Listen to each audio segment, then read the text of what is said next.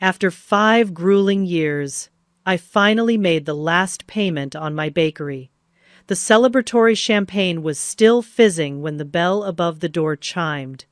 My brother Tyler stood there, flanked by our parents, clutching a folder of legal documents. "We're family, Clara. Family shares success," he announced, sliding papers across my counter.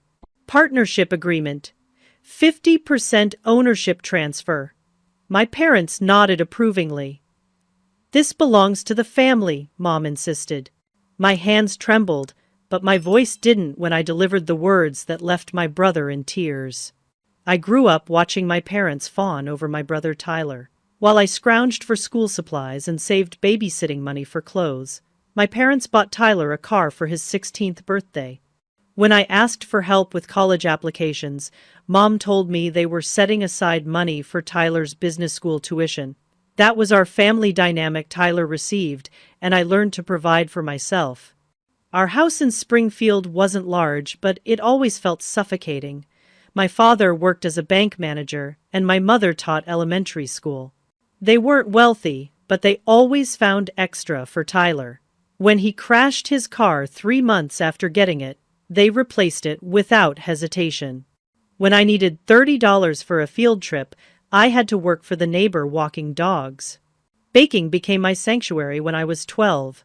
My grandmother Agnes taught me to make her famous apple pie during a summer visit. The precision of measuring ingredients, the science of temperature and timing, it gave me control when everything else felt chaotic. Each success in the kitchen built confidence that my family constantly undermined. Tyler dropped out of college twice, and my parents covered his debts both times. When he decided to try his hand at real estate, they co-signed a loan for his first investment property. It sat vacant for 8 months before he sold it at a loss. When I graduated high school with honors, my celebration was a pizza dinner that my father complained cost too much. On my 18th birthday, I packed everything I owned into my rusty Civic. All I had was $237, a box of recipe cards from my grandmother who had passed away the year before, and a determination never to depend on anyone again. My mother seemed almost relieved to see me go. My father gave me a $20 bill and patted my shoulder awkwardly. Tyler didn't even come home for the occasion. The first months were brutal. I rented a room in a house with 4 other girls, all struggling students. During the day, I waitressed at a diner where the manager took $1 off my pay each time a customer complained, whether it was my fault or not. Evenings, I cleaned offices, and weekends, I worked catering gigs for a company that paid in cash and worked us like dogs. I applied to the culinary program at the community college, taking out loans no 18-year-old should have to consider. My focus was pastry arts, and I thrived despite my exhaustion. While my classmates complained about early morning classes, I was already up at 4:30 preparing breakfast at the diner before school. Professional kitchens weren't kind to women. My first pastry job after completing the program was at Bellini's, an upscale Italian restaurant downtown. The executive chef, Dominic, would stand too close, breathing down my neck as I worked. "Pastry is delicate. Like women," he would say, his fingers brushing mine as he adjusted my piping technique. I endured because I needed the experience. The sous chef, Alan, was worse. He hid my tools, adjusted my oven temperatures when I wasn't looking, and claimed credit for my dessert specials with the owner.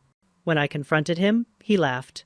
"Nobody's going to believe a little girl over me. I've been here 8 years. Everything changed when Elaine joined as the new general manager. She caught Alan sabotaging my chocolate soufflés before a VIP dinner and fired him on the spot. Later that night, after service, she sat with me in the empty restaurant. "You have real talent, Clara," she said, swirling her wine. "But talent isn't enough in this business. You need your own place where no one can take credit for your work or hold you back." "I can barely make rent," I laughed. "Opening a bakery requires capital I don't have." "So you save," she said simply. "Every penny, every day, and you plan." For the next 4 years, I lived like a monk. I worked under Chef Marcus, who paid less than I deserved, but taught me everything about running a kitchen efficiently. I took on additional weekend work at weddings and private events. I moved to a cheaper apartment in a questionable neighborhood and sold my car, taking the bus everywhere. Every spare dollar went into my bakery fund. By 24, I had saved $48,000. It wasn't enough, but when I saw the for lease sign on a dilapidated storefront on Maple Street, something just clicked. The neighborhood wasn't fashionable, mostly pawn shops and discount stores, but the rent was within reach, and the space had previously been a sandwich shop, so the basic infrastructure existed. I approached 6 banks with my business plan. 6 loan officers, all men, explained patiently why my concept wouldn't work. The location is problematic, one said. Another questioned whether I had the management capability at my age. One actually suggested I find a male business partner with more experience who could front the operation. The 7th place I tried was a local credit union. The loan officer, Diane, actually read my business plan. She asked tough questions about my projections, my marketing strategy, my contingency plans. After 2 meetings and a site visit, she approved a loan at 14% interest highway robbery, but my only option. The next 3 months were a blur of permits, inspections, and renovations. I did everything I could myself, painting walls until 3 in the morning, installing shelves, refurbishing display cases I bought secondhand. What I couldn't do myself, I bartered for. I designed a wedding cake for the electrician's daughter in exchange for rewiring the kitchen to code. I provided 6 months of pastries to the plumber's office for his work on the ancient pipes. Opening day was a disaster of epic proportions. The main oven decided to start fluctuating in temperature, burning one batch of croissants and undercooking the next. My flour supplier delivered all-purpose instead of bread flour. And to top it all off, a freak thunderstorm flooded the street, keeping all but the most determined customers away. I sold exactly $84 worth of baked goods that day, against $1,000 in overhead. I locked the door at closing time, sat on my kitchen floor, and cried for exactly 6 minutes. Then I got up, recalibrated the oven, called the flour supplier, and started prep for the next day. Slowly, I built a small but loyal customer base. Early morning commuters stopped for coffee and my signature morning buns. A few nearby businesses ordered cookie platters for meetings. The neighborhood mail carrier brought in her friends. After 2 months, I was breaking even, just barely covering costs and loan payments. That's when my landlord, Jerry, showed up with the news that would become the first real test of my business. "I'm raising the rent," he announced, not even bothering to sit down. "Starting next month." "That's not possible," I said, showing him our lease agreement. "We have a fixed rate for the first year." He smiled condescendingly. "There's a clause about market adjustments. This neighborhood is gentrifying, thanks to businesses like yours. The market has changed." I looked around at the empty storefronts on both sides of my bakery. Gentrifying? I'm the only new business on this block. "And you've made it so nice," he said, running his finger across my counter. "People are noticing. I've had other interested parties inquire about space. Unless you want competition right next door, you'll agree to the new terms." He slid a paper across the counter. My rent would double, effective in 30 days. My heart sank as I realized this could sink my barely floating business before it truly had a chance to swim. I couldn't afford a lawyer, but I couldn't afford the rent increase either. I spent 3 nights researching tenant rights and discovered the Springfield Small Business Association had a legal aid program. Their volunteer attorney, Janet, reviewed my lease and found Jerry's market adjustment clause was actually limited to a maximum 10% annual increase, not the 100% he was demanding. Janet drafted a letter citing the relevant lease sections and state tenant protection laws. Jerry backed down but made it clear he wasn't happy. "Don't expect any favors from me," he warned, as he left with his revised increase notice, now just 9.5%, but still an additional $300 I hadn't budgeted for. To cover the increase, I took out a second mortgage on my tiny studio apartment. The payment stress kept me up at night, but during those sleepless hours, I developed a new recipe that would eventually help save the business, my sunrise swirl pastry. It was part croissant, part cinnamon roll, infused with orange zest and topped with a pink grapefruit glaze that hardened to a delicate shell. The first weekend I offered them, they sold out within 2 hours. By the following month, I had customers lining up before opening specifically asking for them. A local food blogger mentioned them. And suddenly, I had people driving from across town to try them. Just as business was picking up, the city announced a major infrastructure project. They would be replacing water and sewer lines on my entire block, with construction estimated to last 3 to 4 months. The day the barriers went up, blocking the sidewalk and parking spots in front of my store, my sales dropped 80%. Panic set in as I watched customers approach the construction, look confused, and turn away. By noon, I'd had exactly 2 sales. I couldn't survive 4 months of this.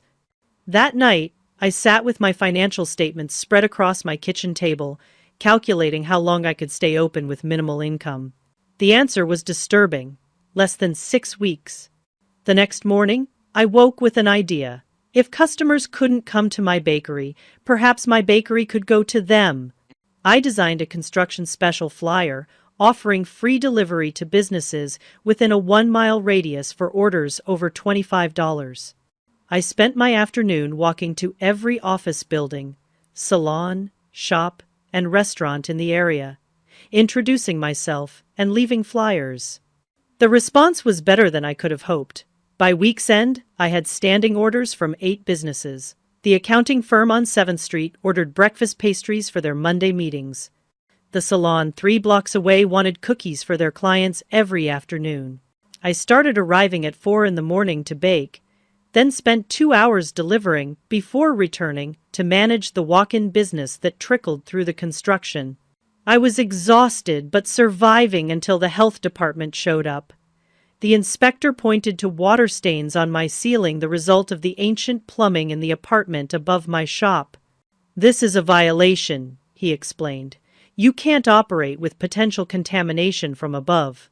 I called Jerry immediately. "This is a building issue," I explained. "You need to fix the plumbing upstairs." "That's not in my budget this quarter," he replied. "You'll need to handle it or deal with being shut down." The repairs cost $4,300 money I absolutely did not have. I maxed out my last credit card and hired the plumber, who shook his head sympathetically as he worked. "Your landlord's a piece of work," he muttered. "These pipes should have been replaced years ago." The day after I reopened, following the health department's approval, I noticed a new sign being installed 2 blocks away. "Sweet Dreams Bakery," read the bright blue awning.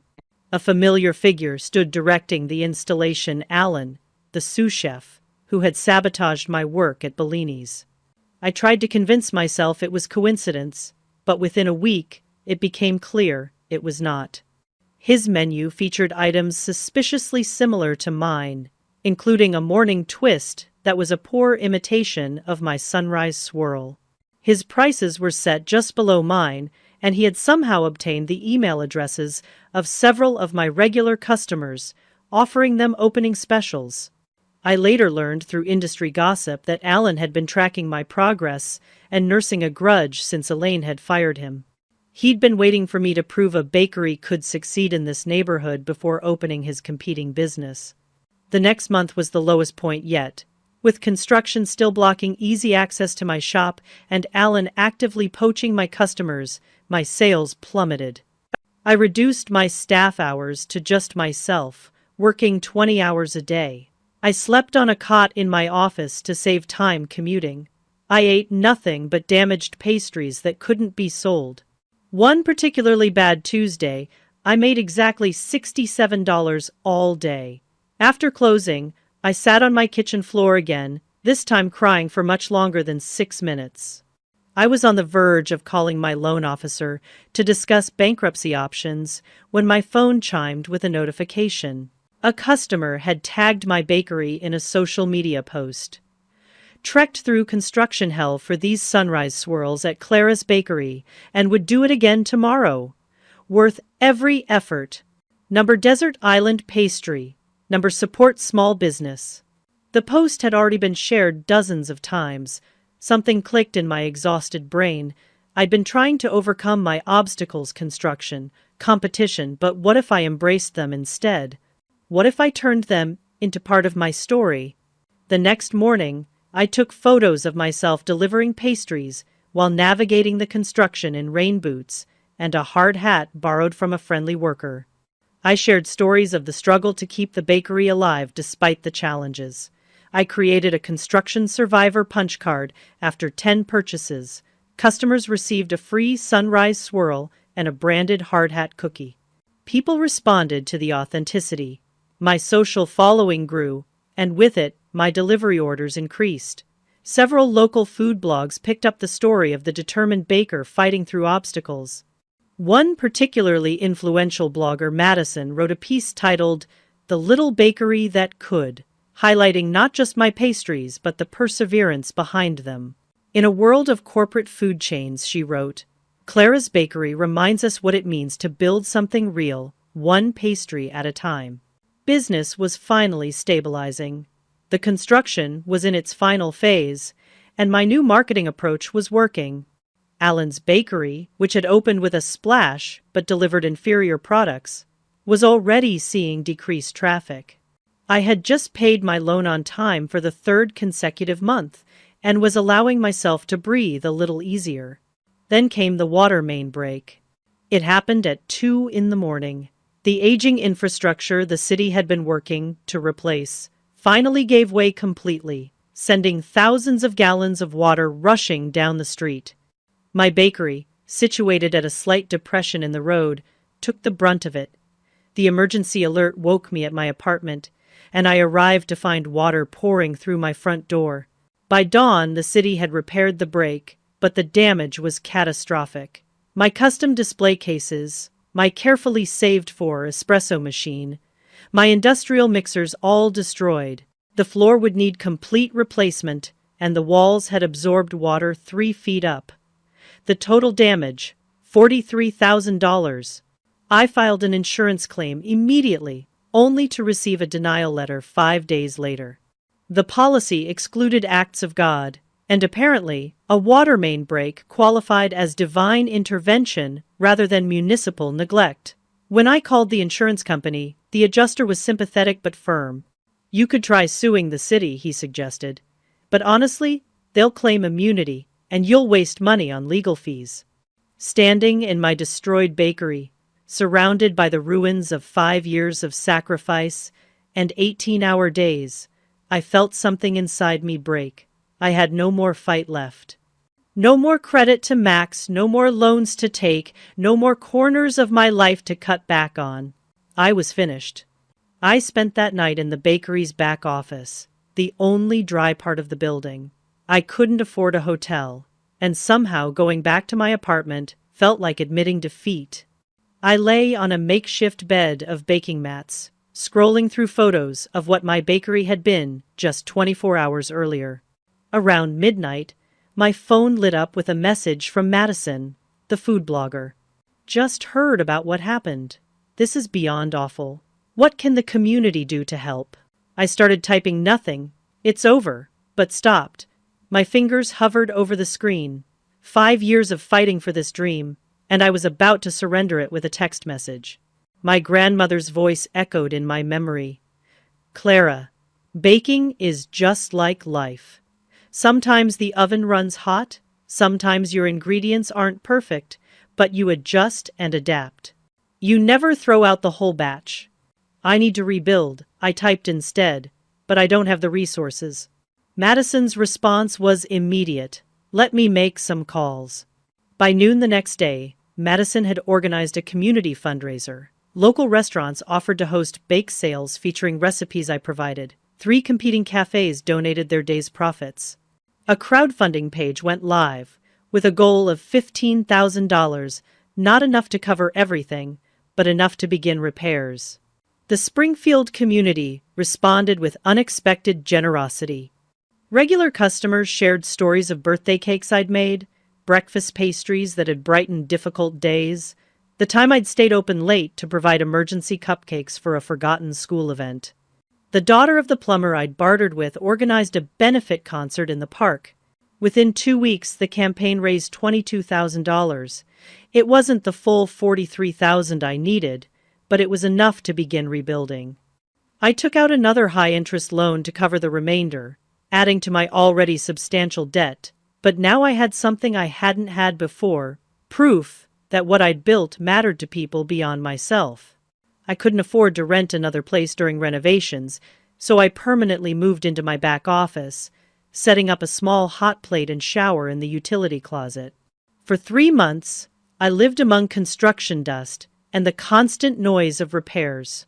Every penny went into replacing equipment and rebuilding better than before. During this forced pause in operations, I experimented with new recipes. Inspired by the flood, I developed a deep blue sea cake blue velvet layers with waves of ombre buttercream and sugar glass water that sparkled under light. I posted progress photos online, building anticipation for the reopening. The renovation took twice as long as estimated and cost 30% more than budgeted. There were nights I lay awake calculating how many pastries I would need to sell each day for how many years to recoup these investments. The numbers were daunting, but I had come too far to stop now. Reopening day arrived 6 months after the flood. The line of customers stretched around the block. Madison covered the event for her blog, and 3 local news stations sent reporters. The mayor cut a ceremonial ribbon, saying something about the resilience of Springfield's small business community. The deep blue sea cake sold out within the first hour. By closing time, every shelf was empty, and my credit card machine had processed over $4,000 in sales, more than any previous day by a factor of 4. I should have been ecstatic, but I was too exhausted to feel anything but numb relief. The momentum continued in the following weeks. A prominent food critic happened to visit while in town for another assignment. His review, published in a national food magazine, called my sunrise swirls worth a detour, and my deep blue sea cake an architectural and gastronomical achievement that larger establishments would envy. Suddenly, my one-woman operation couldn't keep up with demand. I was sleeping 3 hours a night, baking from midnight to noon, serving customers until closing, then starting prep for the next day. Something had to give, and if I didn't make changes, it would be my health. Hiring help was a terrifying prospect. My margins were still thin despite increased sales, and taking on the responsibility of someone else's livelihood felt overwhelming. But there was no alternative. I posted a simple "Help Wanted" sign and was surprised to receive 32 applications in 2 days. My first hire was Jamie, a culinary student with purple hair and multiple tattoos, who reminded me of myself 6 years earlier. Training someone to maintain my standards while allowing them enough autonomy to be effective was one of the hardest challenges yet. I had been working alone for so long that articulating my methods required developing an entirely new language. The first week with Jamie was rough. I hovered too much, criticized too quickly, and nearly lost her when I redid a batch of tarts she had prepared, because the fruit arrangement wasn't exactly as I would have done it. We had a frank conversation where she helped me see I needed to trust others if I wanted to grow.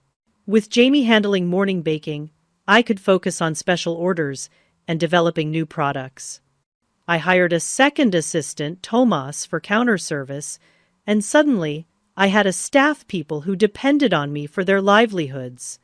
The responsibility was enormous, but so was the relief of not doing everything alone. As business grew, I began eyeing the vacant storefront adjacent to my bakery. It had been empty for years, a former dry cleaner that had closed long before I arrived. Expanding would allow me to add seating, extend my menu to include lunch options, and create a dedicated space for special order consultations. The financial risk was significant. My existing loans were still far from paid off, and taking on additional debt could sink everything if my growth projections were too optimistic.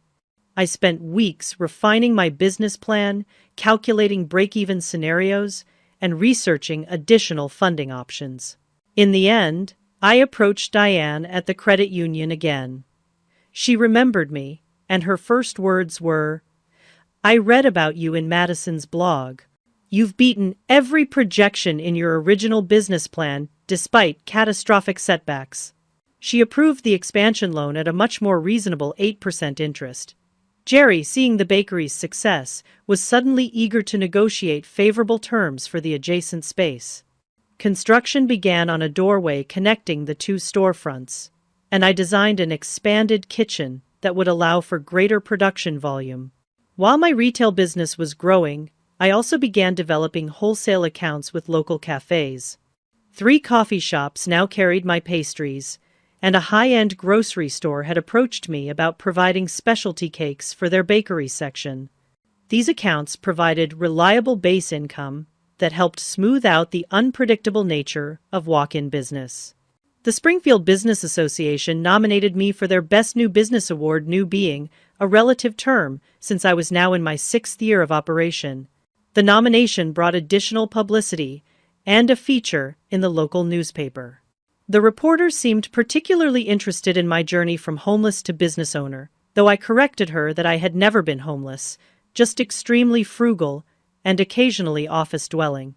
The publicity caught the attention of Lily Anderson, a minor local celebrity who hosted a morning radio show.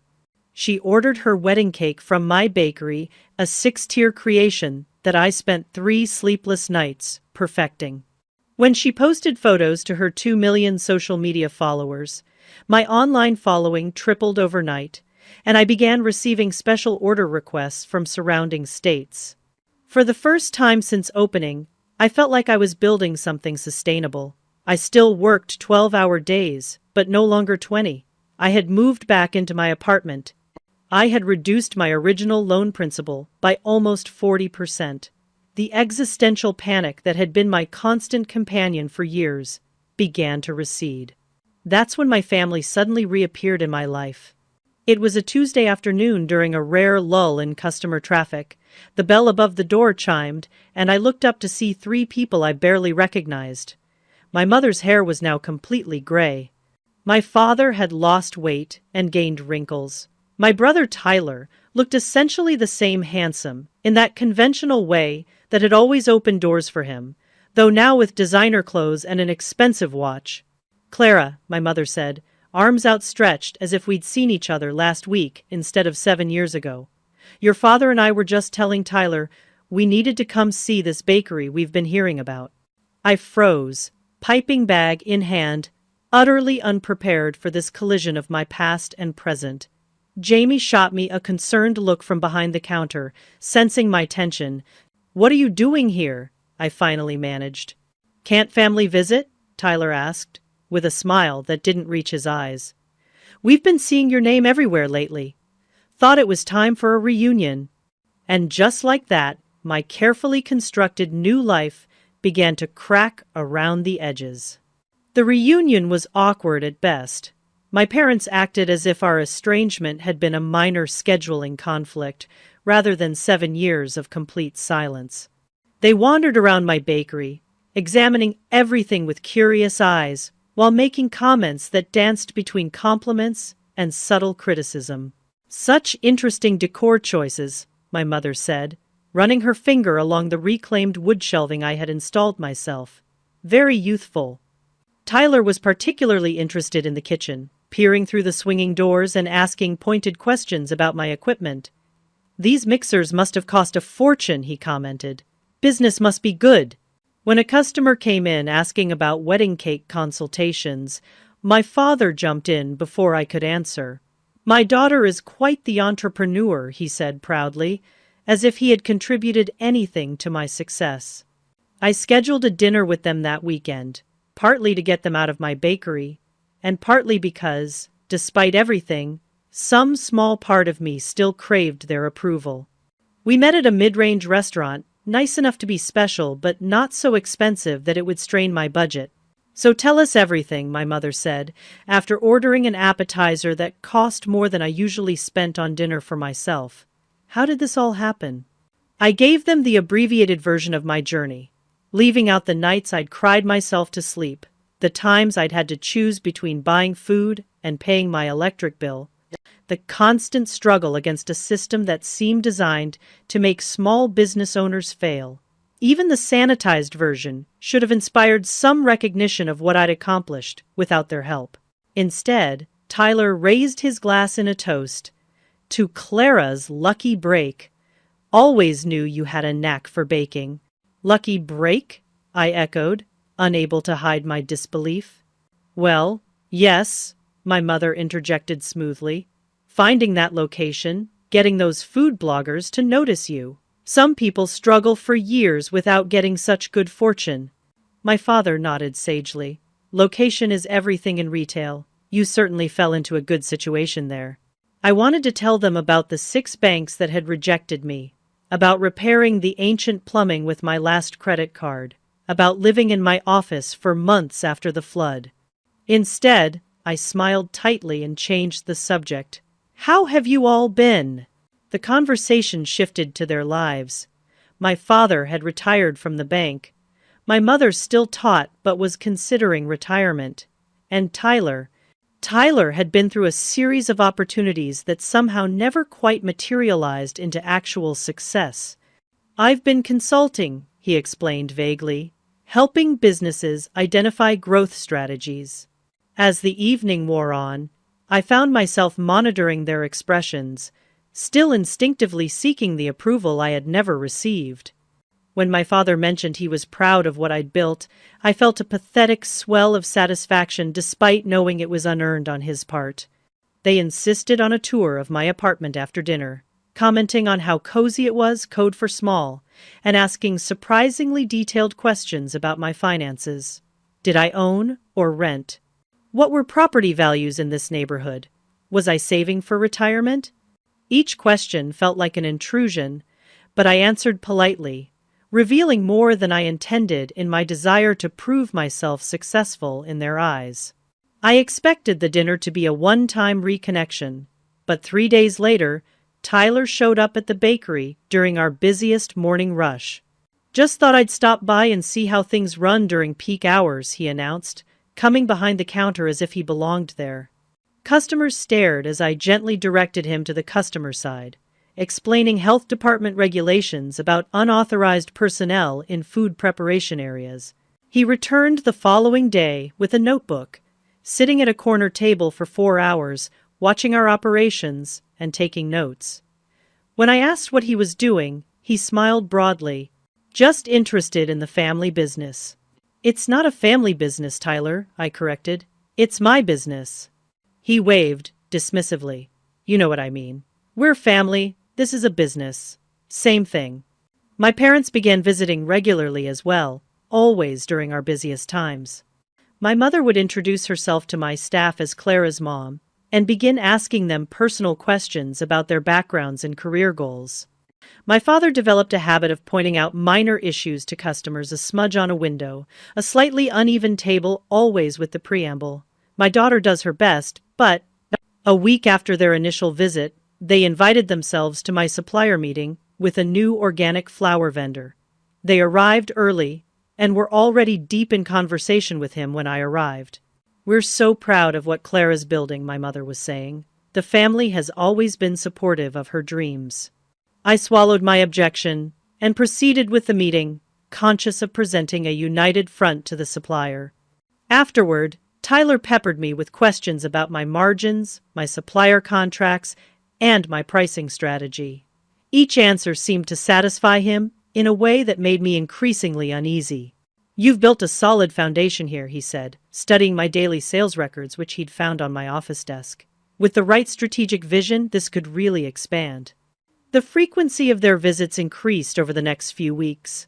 Tyler began bringing business associates to the bakery, introducing them to our baker and discussing future plans in vague terms that implied his involvement.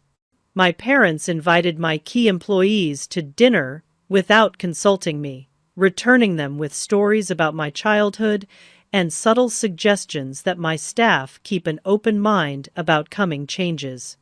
Jamie approached me after one such dinner, concern evident in her expression. Clara, your brother told me he'd be taking a more active role in management soon. Is that true?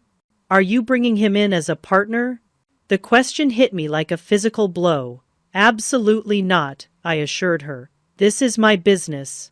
I built it alone, and I'm not looking for partners. But the seed of doubt had been planted, not just with Jamie, but with all my staff.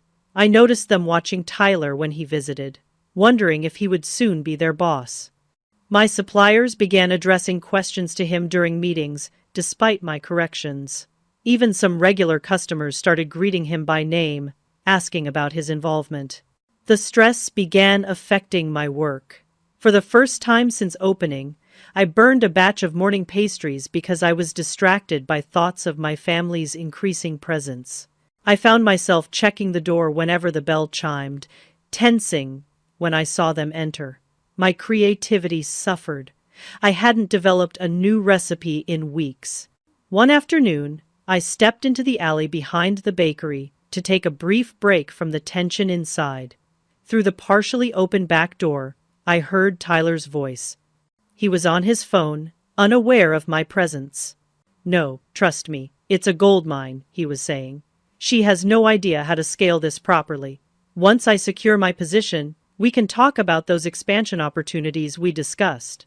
Yes, I'm working on getting in before she realizes what hit her. The family angle is working perfectly. She's so desperate for approval. She's sharing everything. My blood ran cold as I realized the full extent of his intentions. This wasn't about family reconnection at all. This was about Tyler finding his next opportunity, and that opportunity was my bakery. I confronted Tyler immediately, my hands shaking with anger and betrayal. "I heard you," I said, stepping back into the bakery. "I heard everything you just said on the phone." His face registered shock for only a moment before smoothing into a practiced smile. "What are you talking about?" "The gold mine. Securing your position. Using the family angle to get information from me." Tyler laughed, shaking his head as if I'd said something ridiculous. "Clara, you're under so much stress running this place alone. You're imagining things." Before I could respond, my parents walked in. Perfect timing as always. "What's happening here?" my mother asked, looking between us. "Clara thinks I'm trying to steal her bakery or something equally insane," Tyler said, his tone making me sound paranoid. "I was on the phone with a friend discussing a completely different business opportunity." My father frowned. "Clara, you've always had this tendency to imagine the worst in people, especially family. It's why you ran away all those years ago." "I didn't run away," I said through gritted teeth. "I left because you made it clear I wasn't a priority." "See?"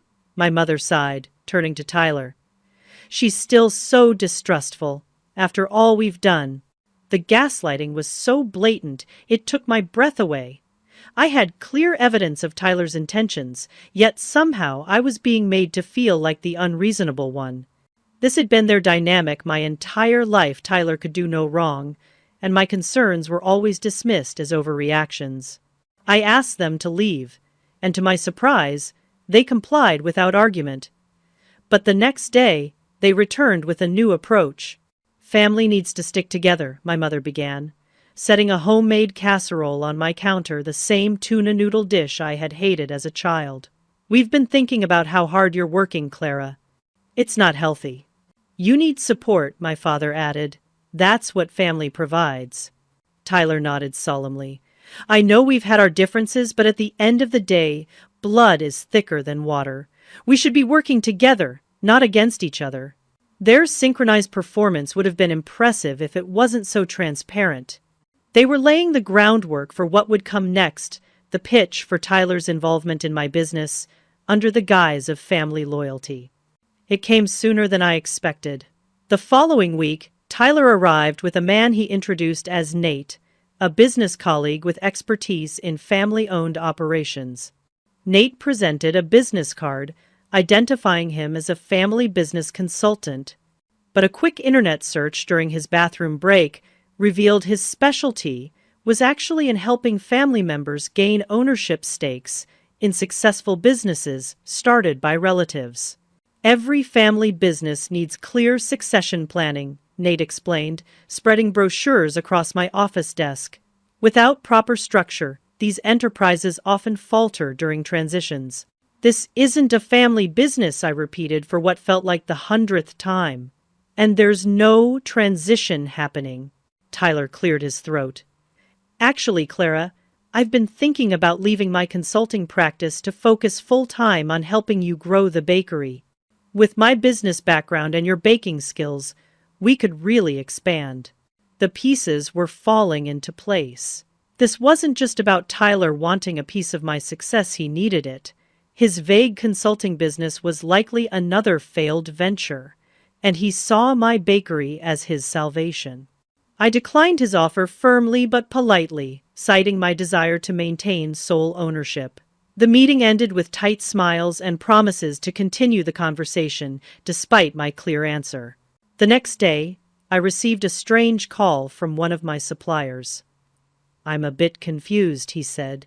"I got a call from someone claiming to be your family's business representative, asking about our contract terms and whether we could accommodate larger orders for franchise operations." Similar calls came from my landlord, my insurance agent, and 2 of my wholesale accounts. Tyler was systematically contacting everyone connected to my business, presenting himself as an authorized representative and gathering information I had never given him access to. The intrusion became even more blatant when Tyler approached Jamie again, this time with a proposition. When the management structure changes, he told her, "I'll be looking for a head baker. Clara will be focusing more on the business side. The position would come with a substantial raise." Jamie, to her credit, reported this to me immediately. "I don't want a promotion that undermines you," she said fiercely. "Whatever game your family is playing, I'm not interested." Her loyalty should have been comforting, but it only heightened my anxiety about what Tyler might be telling my other employees or business contacts. The bakery had become a battlefield, with my family deployed as undercover agents seeking to undermine my authority from within. The stress began manifesting physically. I developed insomnia, often lying awake replaying confrontations with my family and imagining worse ones to come. I lost 8 pounds in 2 weeks, my clothes hanging loose on my frame. Panic attacks became a regular occurrence, striking without warning during quiet moments in the kitchen. One particularly difficult morning, after a night without sleep, I received a call from my bank. "Miss Thompson, we're calling to clarify some conflicting information. We received paperwork regarding a change in your business structure, but there seem to be discrepancies." My heart raced as the representative explained that someone had submitted documents suggesting a transition to a family partnership model. The bank had flagged it because the signatures didn't match their records. "I never submitted any such paperwork," I said, my voice shaking. "There are no changes to my business structure." After securing my accounts with additional verification requirements, I confronted my family during their next visit. Tyler denied any knowledge of the bank paperwork, expressing theatrical shock that someone would attempt such fraud. My parents suggested it might be a competitor trying to cause problems, perhaps Alan from Sweet Dreams Bakery. The gaslighting continued as my parents launched a new line of attack, now focusing on community perception. "People are beginning to talk," my mother said during an unannounced visit, "about how you've abandoned your struggling family despite your success." "What are you talking about?" I demanded. "You're the ones who showed up here after 7 years of silence, only when my business started gaining recognition." "That's not how people will see it," my father replied smoothly. "They'll see a daughter who turned her back on family in need." "Is that the reputation you want for your bakery?" The threat was clear: comply with their demands, or they would damage my standing in the community I had worked so hard to build. It was manipulative and cruel, targeting the relationships I valued most. Tyler's next move was even more direct. During a routine health inspection, the inspector mentioned that a concerned citizen had reported possible code violations in my kitchen. Though the inspection found nothing, the implication was clear when Tyler later commented, "It's tough when regulations change so often. Hard for a small business to keep up." I spent the next week in hyper-vigilant mode, checking and rechecking every aspect of my operation for potential vulnerabilities my family might exploit. I installed security cameras, changed all my passwords, and instructed staff not to share any information with my family members. Just when I thought the situation couldn't become more stressful, I received a notification from my point-of-sale system about unusual access attempts. Someone had tried to log into my accounts multiple times. The IP address traced back to a coffee shop where Tyler frequently worked. I was in the middle of changing all my digital security when my family arrived for what would be their final ambush. The date was significant, exactly 5 years, and 1 day since I had signed the lease on my bakery. The day after I had made the final payment on my original loan. The bell chimed, and they entered as a unit, Tyler in front, my parents flanking him like supporting actors in his production. Tyler carried a manila folder. My mother clutched her purse with white knuckles. My father wore the same expression he had when disciplining me as a child. "Clara," Tyler began without preamble, "we need to talk about the future of this bakery." I closed early that day, flipping the sign to closed and asking my 2 employees to take the rest of the afternoon off. Whatever was about to happen, I didn't want an audience. We gathered in my small conference room, really just a corner of the expanded space with a table that normally hosted cake consultations. Tyler placed the folder in the center of the table with the theatrical flourish of a magician, revealing a trick. "We've prepared some documents that will formalize our family's involvement in the bakery," he announced. "A partnership agreement that grants me 50% ownership, with Mom and Dad serving as an advisory board." I stared at him, wondering if this was some elaborate joke. "Why would I sign over half my business to you?" My mother reached across the table to pat my hand. "Clara, honey, family businesses belong to the whole family. That's how it works." "This isn't a family business," I said for what felt like the 1,000th time. "I built this alone. You weren't there when I was working 3 jobs to save startup capital. You weren't there when I was painting these walls at 3 in the morning. You weren't there when the flood destroyed everything I had built." "That's not entirely true," my father interjected. "We've always been there in spirit. We're your foundation, Clara." The absurdity of this statement might have made me laugh if the situation weren't so serious. Tyler pushed the folder toward me, opening it to reveal legal documents drawn up with far more detail than I would have expected. This wasn't an impulsive proposal. They had been planning this for weeks, possibly months. "I've developed a business strategy for regional expansion," Tyler explained. "With my business school background and connections, we could open 3 more locations within 18 months. But I need skin in the game to fully commit." "Business school background?" I repeated. "You dropped out twice." He waved dismissively. "I completed the essential courses. The degree is just a formality." I flipped through the documents, noting with growing alarm the extensive control Tyler would have under this arrangement. He would manage all financial aspects while I would be relegated to production oversight, essentially becoming a baker in my own bakery.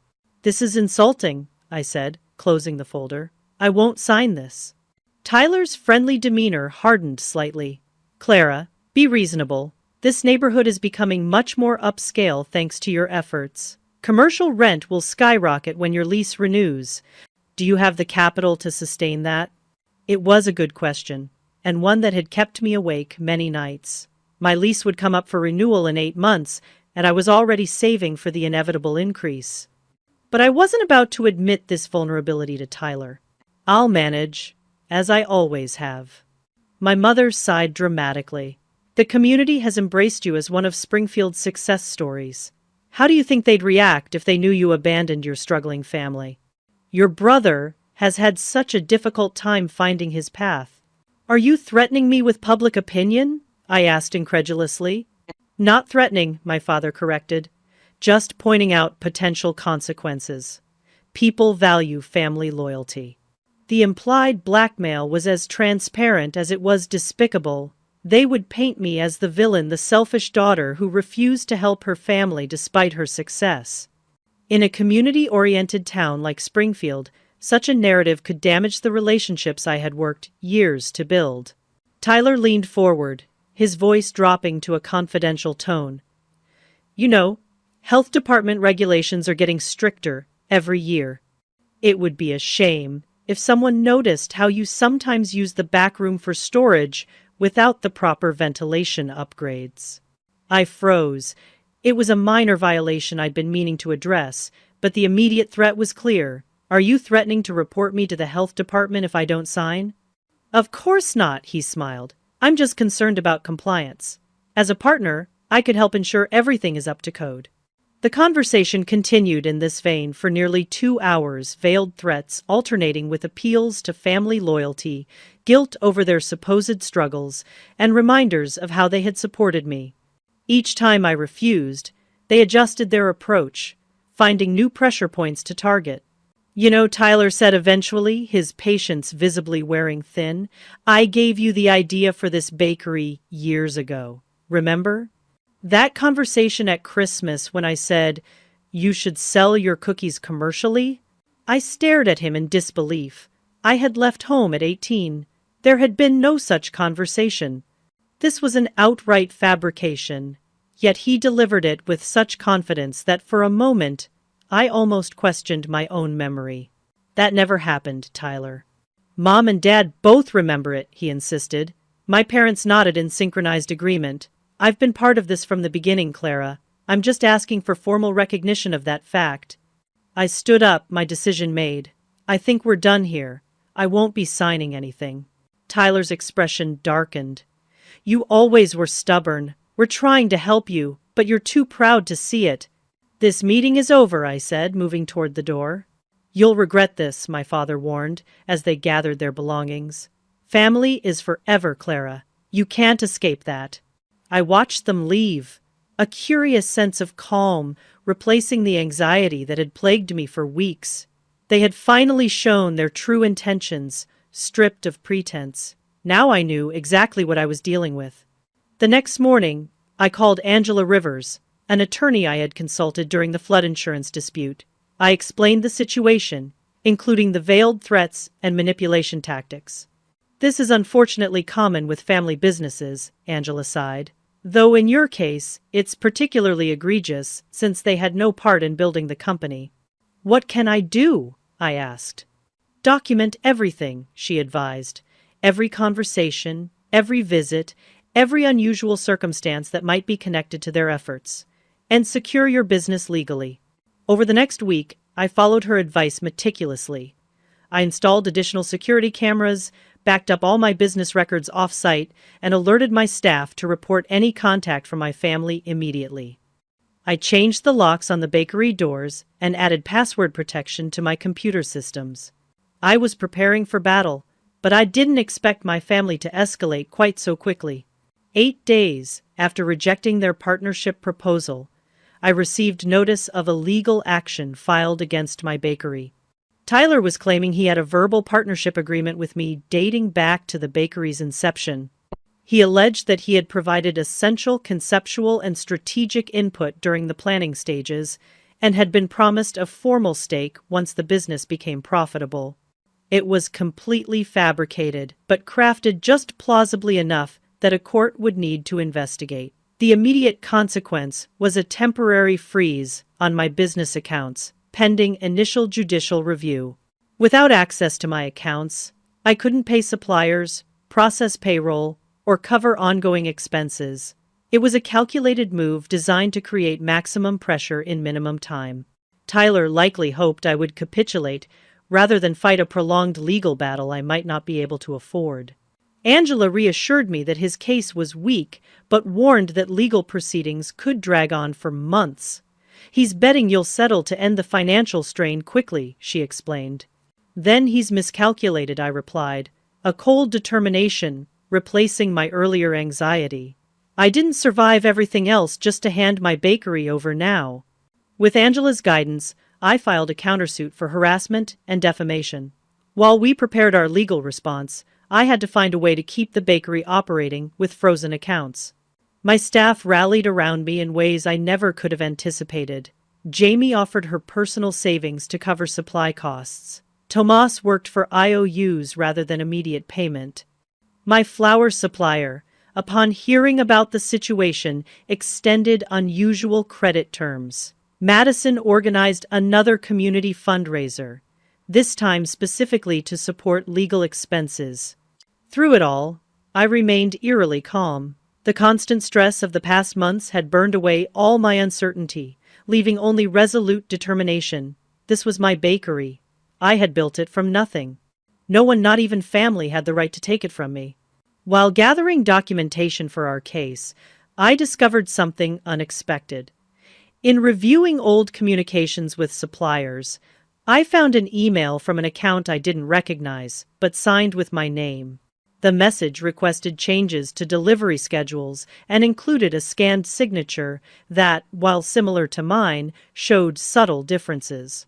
Further investigation revealed several such communications, all sent during periods when my family had been visiting regularly. Among my mother's many talents was an uncanny ability to mimic handwriting, a skill she had used during my childhood to sign permission slips and report cards without scrutiny. I also uncovered evidence that Tyler had approached my primary competitor, Alan at Sweet Dreams Bakery, with an offer to sell him my recipes and customer list after gaining control of my business. The betrayal went even deeper than I had imagined. Tyler didn't want to run a bakery. He wanted to strip mine for parts and move on to his next opportunity. Angela added these findings to our growing case file. "We need to present all this evidence directly to your family," she advised. Sometimes seeing the weight of evidence against them convinces people to withdraw before formal proceedings. We scheduled a meeting at Angela's office. I spent the night before reviewing everything we had, compiled a comprehensive history of my solo journey building the bakery, testimonials from everyone who had helped along the way, evidence of my family's manipulation and fraud attempts, and documentation of Tyler's true intentions. As I organized these materials, I felt something shift inside me. The little girl desperately seeking parental approval had finally grown up. I no longer needed their validation. I had built something valuable entirely without them, and their current interest was about exploitation, not love. The next morning, my family arrived at Angela's office with their own lawyer, a slick-looking man in an expensive suit who introduced himself as Jeffrey Barnes. They seemed surprised by my calm demeanor, perhaps expecting the emotional, easily manipulated daughter they remembered. "Before we begin formal discussions," Angela said, "Clara would like to address the room." I stood, facing the people who shared my blood but had never truly been my family. "For 5 years, I built my bakery without any help or even acknowledgement from any of you," I began, my voice steady. "I worked 18-hour days. I lived in my office when I couldn't afford rent. I survived floods, competitors, construction, and countless other challenges that would have destroyed most businesses. I place photographs on the table, images of the original dilapidated storefront, me painting walls alone at midnight, the flood-damaged kitchen, the gradual rebuilding. At no point during those 5 years did any of you call, visit, or express interest in my life. You reappeared exactly 1 day after I made the final payment on my initial business loan. Your timing wasn't coincidental." Tyler started to interrupt, but I held up my hand. "I have documentation proving multiple instances of fraud, including forged signatures, unauthorized communications with my suppliers, and attempts to access my business accounts without permission. I have recordings of Tyler threatening regulatory action if I didn't comply with his demands. And I have evidence of his plan to sell my recipes and customer information to my primary competitor after gaining control of my business." I laid out each piece of evidence methodically. My mother's face paled as I presented the forged signatures. My father looked increasingly uncomfortable as the recording of his veiled threats played. Tyler maintained his confident expression, but I noticed a slight twitch in his jaw, a childhood tell that always emerged when he was cornered. "Here's what happens next," I continued. "You will withdraw all claims against me and my bakery immediately.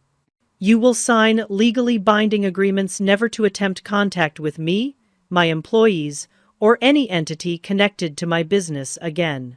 In return, I won't pursue criminal charges for fraud, forgery, and blackmail. Jeffrey Barnes began a blustering response about family misunderstandings and good faith negotiations, but Angela silenced him with a single raised eyebrow. My client has been exceedingly generous in her offer, she said. The evidence here would support not only the dismissal of your client's claims, but potentially criminal prosecution.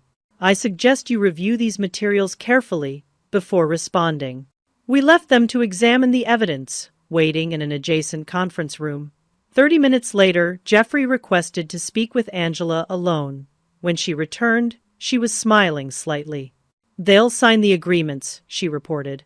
The claim will be withdrawn by tomorrow morning, and your accounts should be unfrozen within 48 hours. When we returned to the conference room, the atmosphere had changed dramatically. Jeffrey was already packing his briefcase. My father sat staring at his hands.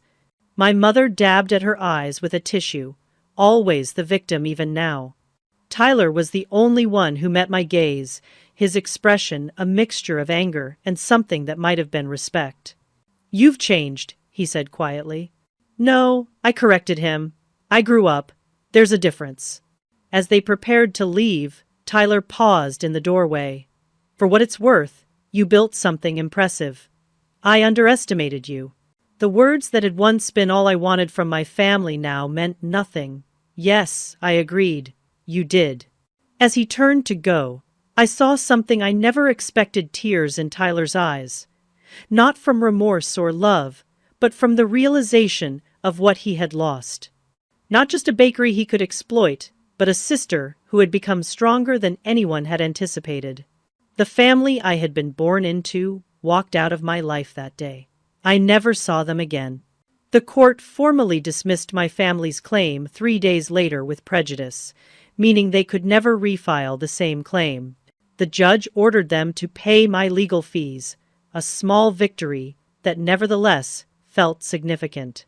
My accounts were unfrozen, and business operations returned to normal, or rather, a new normal, because nothing was quite the same after what had happened.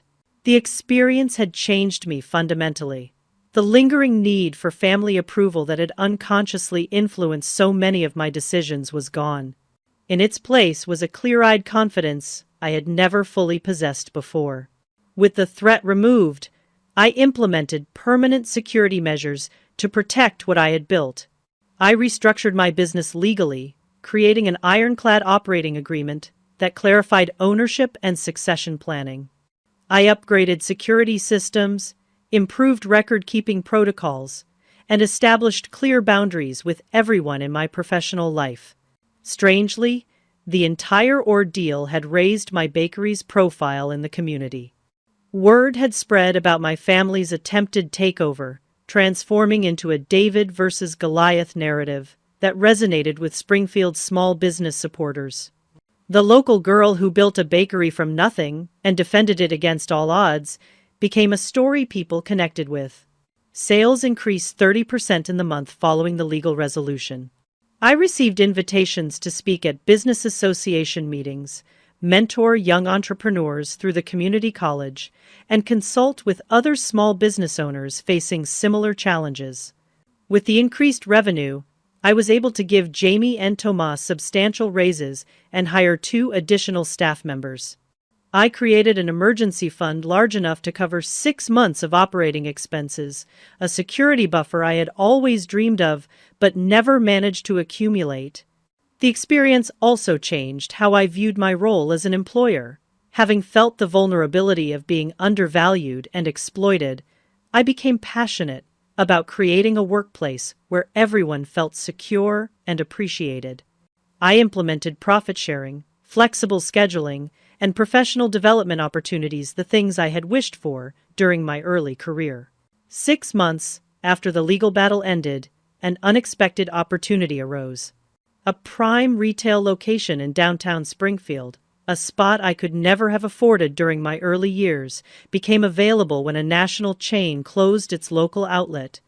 The property manager contacted me directly, offering favorable lease terms because, as she explained, we want local success stories, not more faceless corporations. After careful financial analysis, I decided to take the risk. The downtown location would become my flagship store, while the original bakery would transform into a production kitchen and training facility. I called it a leap of faith, but it wasn't really. It was a calculated decision based on 5 years of proven resilience and growing demand. The expansion required additional financing, but this time, banks competed for my business. My loan officer, a young woman who reminded me of myself 6 years earlier, offered terms I could scarcely have imagined during my early struggles. "Your business history is impressive," she said, reviewing my application, "particularly your adaptability during multiple crises. That's what we look for, not just success, but proven resilience." The downtown location opened exactly 1 year after I had made the final payment on my original loan. The line of customers stretched around the block, reminiscent of my post-flood reopening but without the underlying financial anxiety. This time, I could enjoy the moment fully. The new space featured a glass-walled kitchen where customers could watch pastry creation in real time, comfortable seating for those who wanted to linger, and a special consultation room for custom orders. I named it From Nothing, embracing the journey that had brought me here. At the grand opening, Madison interviewed me for her now nationally syndicated food blog. Looking back, she asked, "What would you tell other entrepreneurs facing similar challenges?" I considered the question carefully, thinking of all the young business people who might be struggling as I once had. "Build something authentic," I finally answered. "Something that truly belongs to you. Success isn't just financial. It's creating something meaningful that represents your values and vision." And when challenges come, because they always will, remember that resilience isn't about never falling, it's about always getting back up. As the interview concluded, I looked around at what I had created, not just a bakery, but a community. Jamie had developed into an exceptional head baker, now training our newest team members with the same patience she had shown me. Thomas managed front-of-house operations with warmth and efficiency. Regular customers greeted each other by name, forming friendships that extended beyond our walls. This, I realized, was the true family I had built, not one connected by blood, but by shared values and mutual respect. 3 years after the family confrontation, Springfield Business Association named From Nothing Bakery the Business of the Year. Standing at the podium accepting the award, I reflected on the journey that had brought me there, from a rundown storefront with a second-hand oven to a thriving enterprise with 2 locations and 15 employees. Success is rarely a straight line, I told the audience. It's a series of challenges overcome, lessons learned, and relationships built. The most important ingredient isn't capital or connections, it's persistence. The following week, I launched a mentorship program specifically for young women entrepreneurs facing the barriers I had encountered. The From Nothing Foundation provided microloans, business guidance, and moral support to those starting with limited resources but unlimited determination. My first mentee was a 20-year-old single mother with a talent for web design and no formal business training. Watching her navigate early challenges with my support gave me a sense of purpose beyond my own success. When she landed her first major client, her joy became mine as well. 5 years to the day after opening my first bakery, I stood in my downtown kitchen before opening hours, taking a rare moment of solitude. The scent of fresh bread filled the air, morning light streamed through the windows, and the quiet hum of mixers created a soundtrack I had come to love. In that moment of reflection, I realized something profound. The bakery I had fought so hard to build and protect wasn't just a business, it was physical proof that believing in yourself when no one else does isn't delusion. It's the first step toward creating something meaningful. The journey from nothing to something had changed me in ways I never anticipated. The hardships hadn't broken me.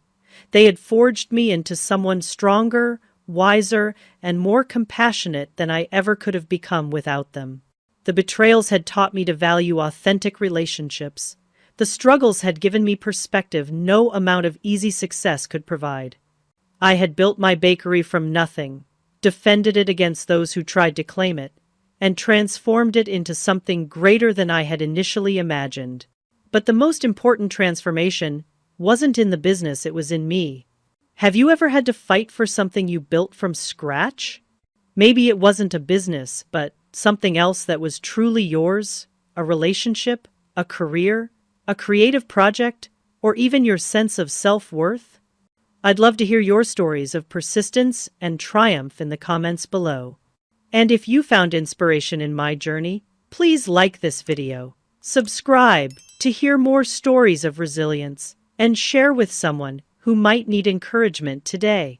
Thank you for listening, and remember, sometimes the most beautiful things are built from nothing.